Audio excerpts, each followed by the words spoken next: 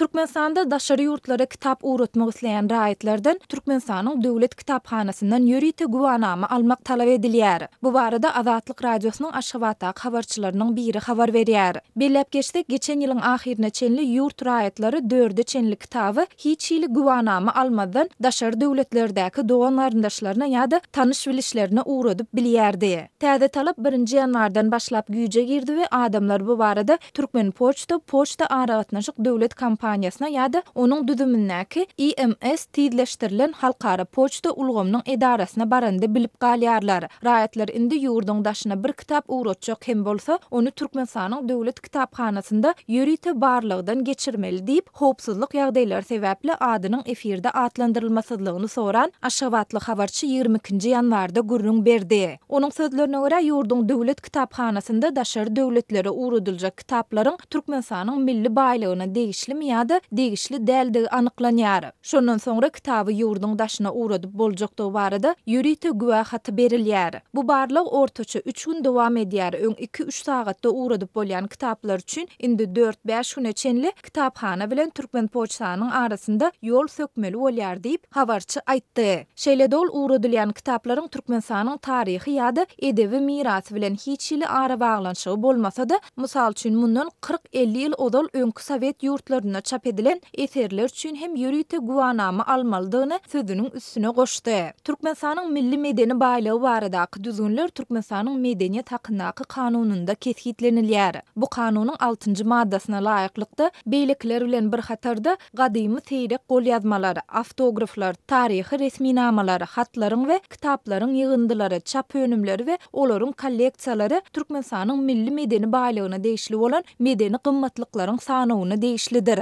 Bellep geçdik, daşary ýurtlary kitap uğratjak raýatlardan edilýän täze talap barada paýtagtyň poçta edaralarynda hiç ýyly bildiriş asylmandyr. Şeýle-de bu barada ne Türkmen Poçta aragatnaşyk döwlet kampaniýasynyň resmi web saytynda, ne de onuň IMS tizleşdirilen halkara poçta bölüminde maglumat berilýär. Soňky aýlarda Türkmenistanda poçta uğratmalaryna girdilen bu täze talapdan başga-da poçta hyzmatlarynyň bahasy hem ýygy gymmatlady. Geçen ýylyň noýabr aýynda ýurduň daşyna 4den köp kitap uğratjak raýatlardan guwanama üçin alynýan tölegiň bahasy 2 hisseden hem köp gymmatladylyp 20 manatdan 50 manada ýokarlandyryldy. Oktyabr aýynda Türkmenistanda Türkmen Poçta aragatnaşyk döwlet kampaniýasynyň tizleşdirilen halkara poçta hyzmatlarynyň bahasy ortaça 50% gymmatlady. Şonda Express Mail Service diýilip atlandyrylýan tizleşdirilen halkara poçta uğratmalarynyň 1 kilograma çenli narhy 111 manatdan 164 manada ýokarlandyryldy.